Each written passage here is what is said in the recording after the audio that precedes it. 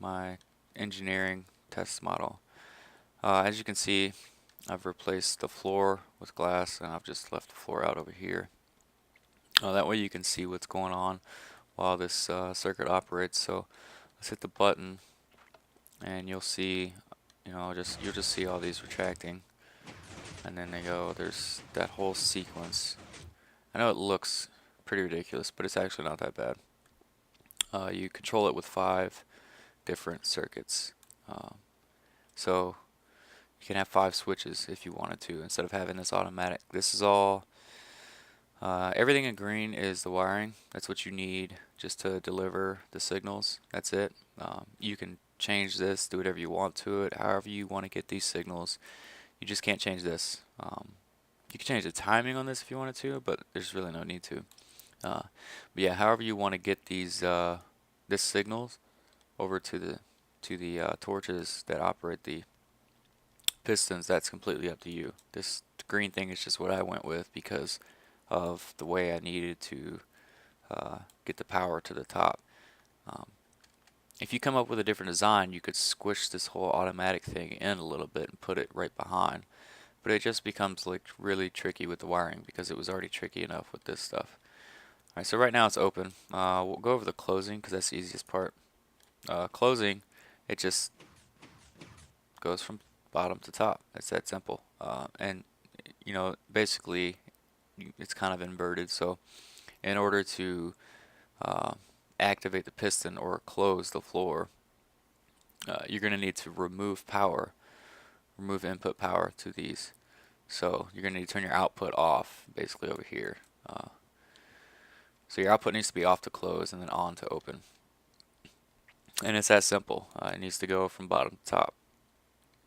Now, to open it, the first part of the sequence goes from top to bottom. So some of you redstone geeks out there might notice, a pattern there that took me 2 months to pick up on. I tried several different options to get this automated, and I just came up with this one the other day, and it turns out that this one is like 100 times simpler than anything I'd come up with so far. I came across what's called an ABBA switch.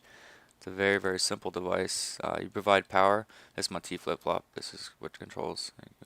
Wire comes down and toggles this T flip-flop. So here you get power to this block. And this is what an ABBA switch does. It just turns the outputs on or off, however you want to look at it. So it turns them on 1, 2, 3, 4, 5. And then when you remove power, it does the opposite. It turns them back off in the opposite sequence. So basically, minus all this middle, all that jumping around, what the ABBA switch does is it takes power from 1, 2, 3, 4, 5, and then at the end of the sequence, part 3, if you will, when it closes, it just removes power. 5, 4, 3, 2, 1. Alright, so that's the ABBA switch, the dark blue right here. Very simple. That's all it does. And the timings, as you can see in the middle right here, I just have one tick. I don't mess with the timing there. And then on the back side, this kind of controls the closing speed of it. You can actually change this to like 2, and it will close a lot faster. However, it just doesn't look as crisp because they come at, I don't know, they come all at different times. So I like having it at 4 because it steps up. But like I said, you can change it. And then on the other side, I have them set to 3. This is the smoothest operation, and actually, I tried playing with this. You could probably play with this one in combination with this one and make it, change the time a little bit. But 3 is what I found that consistently works. It never breaks, it never hangs up, and it runs much smoother this way. So there's the ABBA switch timings. And before we get into this, I'll go show you the sequence of how you need to open this thing. So right here just have you know, without the automation. It's completely closed right now, so the sequence for opening is gonna, right now it's off. Just think of your outputs as off. So you're gonna turn 1 on, 2 on, 3 on, 4 on, 5 on. Alright, and then you're gonna toggle 1. And then, now we're getting into that second part of the sequence. So I just toggled 1, now I gotta toggle 2, now I gotta toggle 3, I gotta toggle 4, then I gotta come back up to 2, and toggle 2 again, toggle 3 again, and then come back up one more time to 2, and then that's it. So it's 1 on, 2 on, 3 on, 4 on, 5 on, and then toggle 1, toggle 2, toggle 3, toggle 4, and then toggle 2, toggle 3, and toggle 2, and then you're done. It's open, as you can see right here. That's it. That's the sequence. And then to close it, like I said, it's just the opposite. You know, this is what the third portion of the AVVA switch does. So take power off. 5, 4, 3, 2, 1. Now that you know the sequence, let's go over this this portion right here. This is the middle portion of the whole opening sequence. I guess the second portion of the opening sequence. So what this is down here is the positive edge detector. Just because, you know, I needed something that would wait until the end of this sequence right here. You know, when it removes power. 1, 2, 3, 4, 5.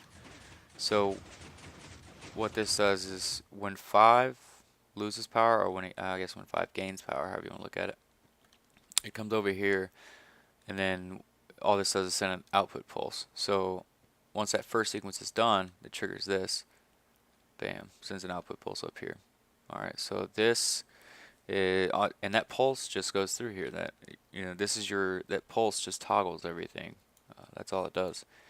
So this is toggling 1 right here. You just send a pulse, and what it does, and it worked out pretty good, pretty nice with this whole vertical wiring system. You know, it just worked out. You know, sending a pulse here would turn this torch off, but it doesn't affect the circuit before it. So it removes power temporarily from 1 and then reapplies it, which is exactly what I needed to do. And then the same exact thing on number 2. You know, I got it delayed, so 1 goes first, and then it comes over 4 ticks, and then, you know, 2 goes.